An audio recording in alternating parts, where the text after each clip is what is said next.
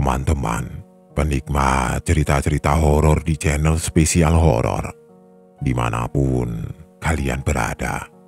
Salam sehat dan sukses selalu buat kalian semua. Kali ini, Mimin akan membawakan sebuah cerita horor dari akun Twitter @beristory yang berjudul Rumah Teteh. Buat kalian, langsung saja selamat menyimak kalau kalian masih berani. Rumah ini terhitung sudah cukup penuh penghuninya. Aku, Asep, Doni, dan Irwan masing-masing menempati kamar yang ada di lantai dasar bangunan utama.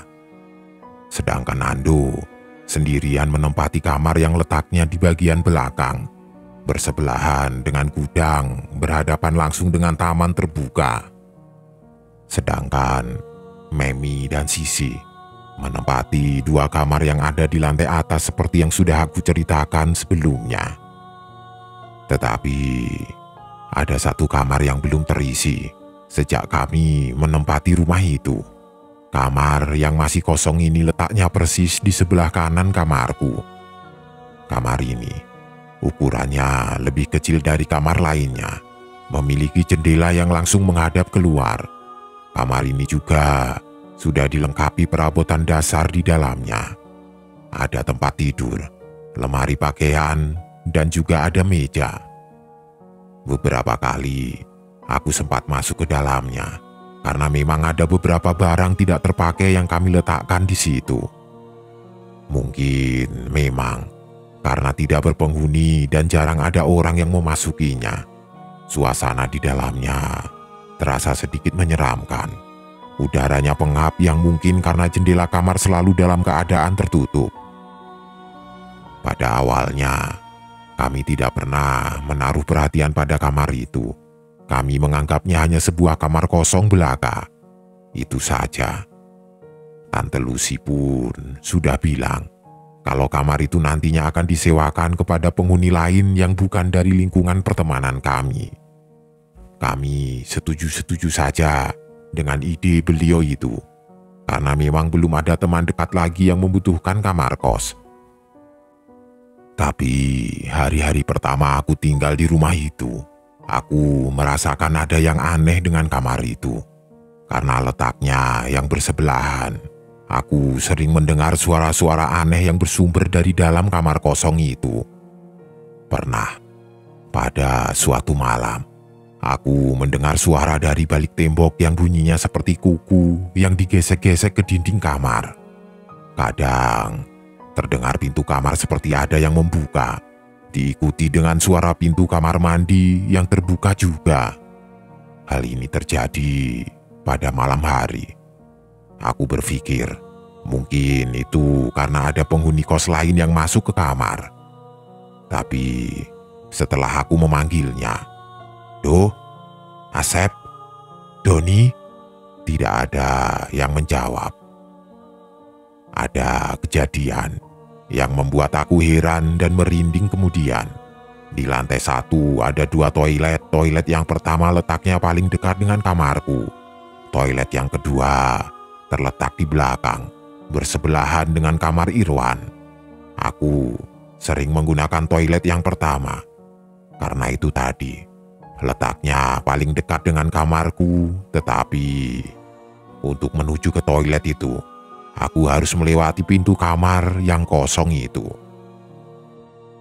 Pada suatu malam, tengah malam persisnya, aku sakit perut dan sepertinya harus buang air besar. Tidak ada pikiran aneh ketika aku melangkahkan kaki ke toilet. Ketika sedang berjalan tepat di depan pintu kamar kosong itu, aku mendengar suara yang membuatku penasaran. Ada suara perempuan yang berbicara sendiri dari dalamnya. Pada awalnya, suara yang terdengar tidak cukup jelas. Terdengar seperti suara perempuan yang sedang menggerutu diselingi hela nafas yang panjang. Penasaran, aku dekatkan telinga ke pintu kamar dengan harapan dapat mendengarkan dengan lebih jelas. Setelah telinga sudah hampir menempel pada daun pintu, akhirnya aku bisa mendengar dengan jelas. Seperti yang sudah-sudah, tidak ada perubahan, cuma bisa pasrah. Begitu kira-kira. Helaan nafas ditambah dengan sedikit kalimat yang tertangkap. Suaranya terdengar bergetar dan mengambang. Kemudian diiringi suara tangisan setelahnya. Aku cukup tercengang mendengarnya, lalu mundur beberapa langkah. Kaget, aku langsung masuk ke dalam toilet. Ketika sudah di dalam toilet, aku terdiam beberapa saat memikirkan apa yang baru saja aku dengarkan. Sesaat kemudian, bulu kuduku berdiri ketika mendengar suara pintu kamar kosong itu seperti ada yang membuka. Setelah itu, terdengar ada langkah kaki yang keluar dari kamar. Langkah kaki orang berjalan menuju ke belakang rumah. Aku tidak berani bergerak sedikit pun. Aku tidak berani membuat suara sedikit pun.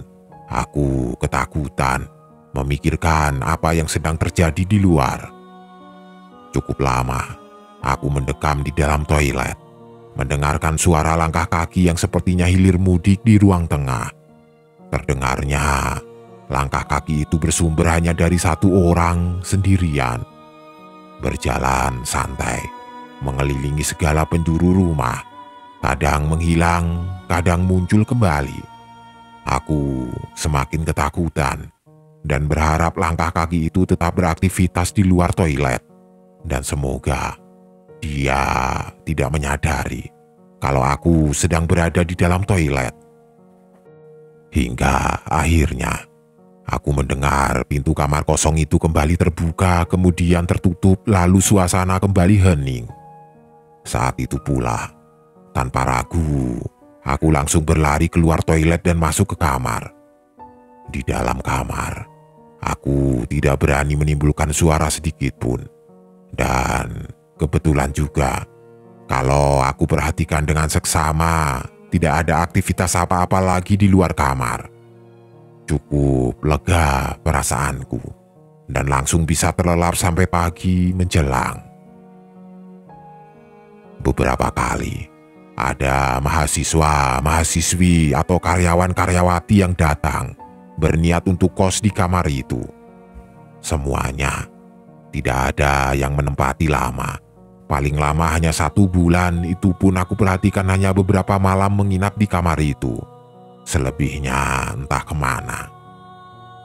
Ada penghuni yang menempati hanya 3 hari. Hari keempat dia langsung pindah lagi entah kemana. Kami tidak sempat mengakrabkan diri karena tiba-tiba mereka sudah pergi dan pindah kos. Begitu seterusnya. Setiap ada penghuni baru yang menempati kamar itu, kami tidak pernah sempat untuk bertanya alasan mereka tidak betah tinggal di kamar itu. Hingga pada suatu saat, ketika aku membeli makan di warung makan langganan yang letaknya masih di sekitar rumah, aku bertemu dengan mahasiswa yang pernah tinggal di kamar itu. Indra namanya. Kami berbincang cukup lama, hingga tiba pada satu topik yang sudah kurencanakan untuk aku angkat sedari awal. Kok kamu waktu itu cuma tinggal sebentar? Hanya 2 minggu? Kenapa, Indra? Ada apa? Tanyaku membuka pembicaraan.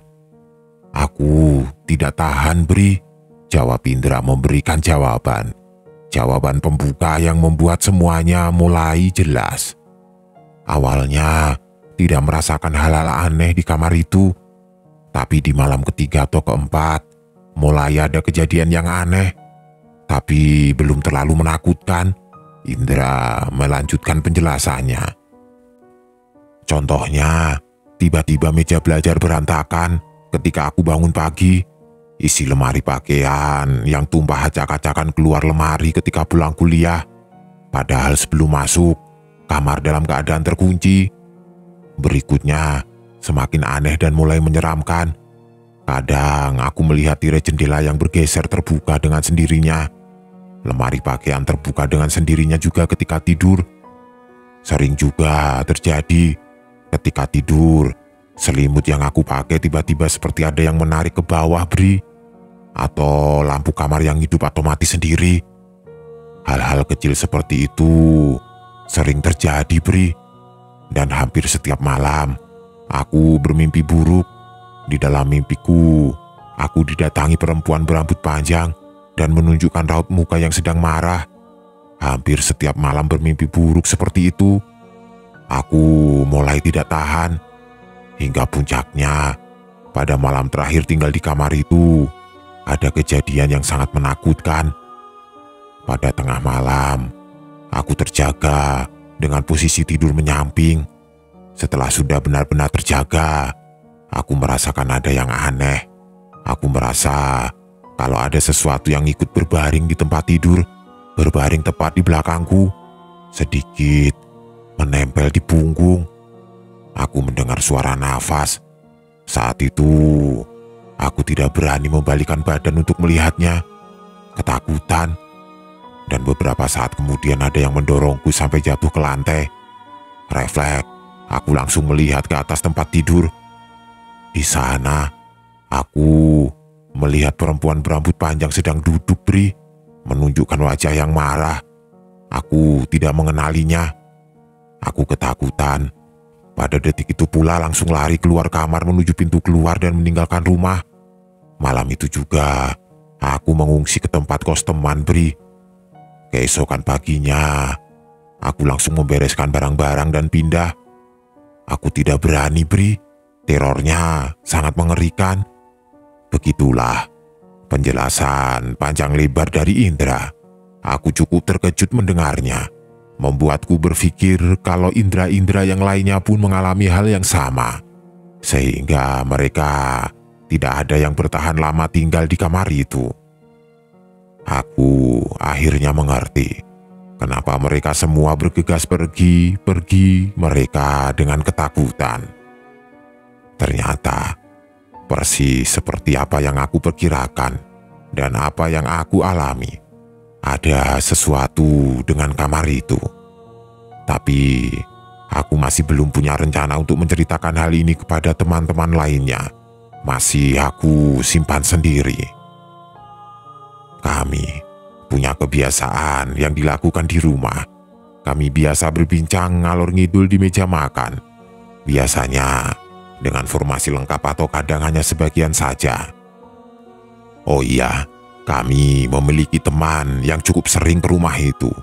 Kami mengenalnya ketika baru beberapa hari tinggal di situ. Kami bertetangga. Kami memanggilnya dengan panggilan Bang Kopral. Bang Kopral adalah paman dari Rudi, teman kuliahku yang merekomendasikan rumah ini. Rudi dan Bang Kopral tinggal dengan keluarga besar mereka persis di depan rumah yang kami tinggali. Umur Bang Kopral sekitar 30 tahun. Pribadi yang sangat ramah dan menyenangkan. Hobinya berbincang, membicarakan hal apapun. Penampilannya cukup selengean. Rambut gondrong, kulit agak gelap, sangat santai pembawaannya. Bang Kopral lebih banyak menghabiskan waktunya di Jakarta. Hanya sesekali pulang saja pulang ke Bandung. Pada saat pulang itulah, sebagian besar waktunya dihabiskan di rumah kos kami. Kami semua cukup cocok berteman dengannya. Apalagi aku. Kenapa? Karena Bang Kopral ini sangat tertarik dengan hal-hal yang berbau mistis dan perhantuan. Mungkin bisa disebut Ghostbuster. Karena apabila mendengar cerita ada tempat angker atau kejadian mistis yang sedang kami perbincangkan, bisa dipastikan dia akan datang ke tempat itu dan coba membuktikan kebenarannya. Bukan menantang, tapi hanya sekedar membuktikan. Kedepannya, aku beberapa kali mengikuti ajakan dia untuk mengunjungi tempat-tempat angker itu. Seperti biasa, malam itu kami berbincang seru di meja makan. Sekitar jam 1 tengah malam, aku, Nandu, Doni, dan Bang Kopral duduk mengelilingi meja makan yang berbentuk lingkaran berbahan kaca. Kalau ada Bang Kopral, sampai pagi pun kami tidak pernah kehabisan energi dan bahan obrolan. ramai. Tapi malam itu agak sedikit berbeda, karena perasaan dan mataku selalu tertarik ke arah kamar kosong yang letaknya ada di sebelah kanan tempatku duduk. Ada yang aneh. Aku beberapa kali seperti melihat ada sekelebat bayangan yang melintas di depan pintu kamar. "Ada apa, Bri? Seperti ada yang kamu perhatikan?" tanya Bang Kopral dengan senyumnya. Dia seperti tahu gelagatku. "Tidak, Bang, tidak ada apa-apa," jawabku sambil cengengesan. Tidak lama dari itu, aku perhatikan anak kunci yang menggantung di pintu kamar itu bergerak-gerak dengan sendirinya.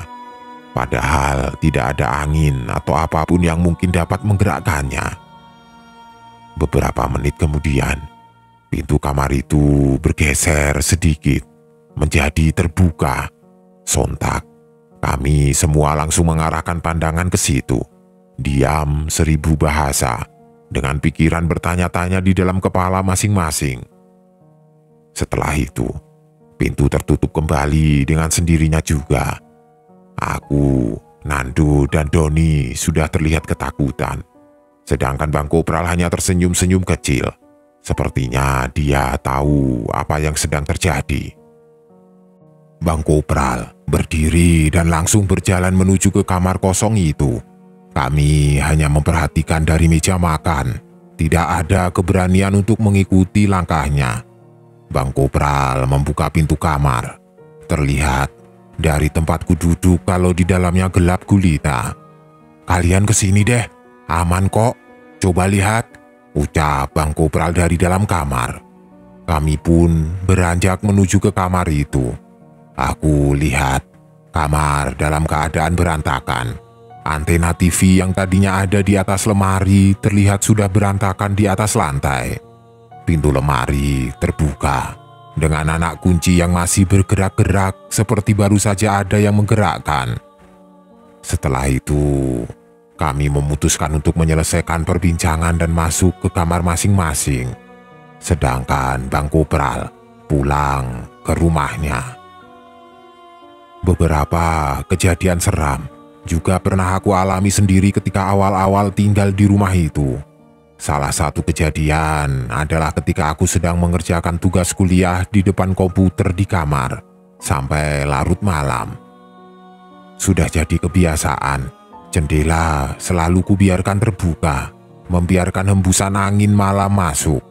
Tapi malam itu entah kenapa terasa sangat dingin, membuatku memutuskan untuk menutup jendela dan tirainya.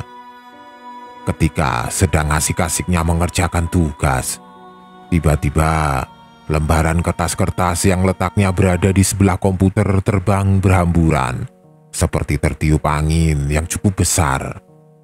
Aneh, karena jendela sudah dalam keadaan tertutup, tidak ada kipas angin. Saat itu aku merasa ada yang tidak beres. Kemudian tiba-tiba bulu kuduk berdiri semua. Tapi aku tetap melanjutkan pekerjaan setelah membereskan kertas-kertas yang tadi sempat berantakan. Tidak lama kemudian, tiba-tiba tumpukan kertas tadi kembali terbang berhamburan. Aku kaget karena kali kedua kertas berhamburan. Aku juga mendengar sayup-sayup ada suara perempuan tertawa cekikikan tepat di belakangku. Ketakutan, aku langsung membereskan lagi kertas yang berantakan dan mematikan komputer. Setelah itu, aku mematikan lampu kamar dan ambil posisi tidur di atas tempat tidur. Sesuai kebiasaan, TV aku biarkan dalam keadaan menyala. Posisi tempat tidur ada di sebelah kiri kamar, menghadap lemari pakaian yang bersebelahan dengan meja TV. Posisi pintu kamar berada di samping aku tidur. Ketika mata sedang tertuju ke arah TV, aku tiba-tiba tersadar kalau ternyata ada sosok perempuan berambut panjang dan berbaju putih berdiri tepat di pojok kamar di depan pintu. Tidak melihat secara langsung, tapi dari ujung mata aku dapat melihat dengan jelas kalau dia berdiri diam. Aku ketakutan, merinding seluruh badan, gemetar. Tidak berani melakukan apa-apa, cuma bisa pasrah dan coba menarik selimut pelan-pelan sambil menutup muka, memaksa badan untuk bergerak jadi menghadap tembok. Yang pada akhirnya, posisiku jadi membelakangi sosok perempuan itu. Aku tetap diam dan tidak berani melakukan apapun, hanya bisa berdoa semampuku di tengah kekalutan yang teramat sangat. Kemudian, aku mencium aroma bunga. Entah bunga apa. Perasaanku mengatakan kalau perempuan itu berjalan mendekat meninggalkan sudut kamar. Semakin tekun aku membaca doa dan meminta perlindungannya, aku ketakutan. Cukup lama, kejadian menyeramkan itu berlangsung, sampai ketika wangi bunga perlahan menghilang. Seketika itu pula, aku memberanikan diri untuk nekat membalikan badan dan langsung melihat ke pojok kamar. Ternyata, sosok perempuan itu sudah tidak ada di tempatnya. Tanpa pikir panjang, aku langsung berdiri dan berlari keluar berniat untuk mengungsi ke kamar lain yang berpenghuni. Ternyata belum selesai. Tepat ketika sedang melintas di depan tangga, di dalam kegelapan, sekilas aku melihat ada sosok perempuan dengan perawakan yang sama dengan sosok yang baru saja nampak di dalam kamar.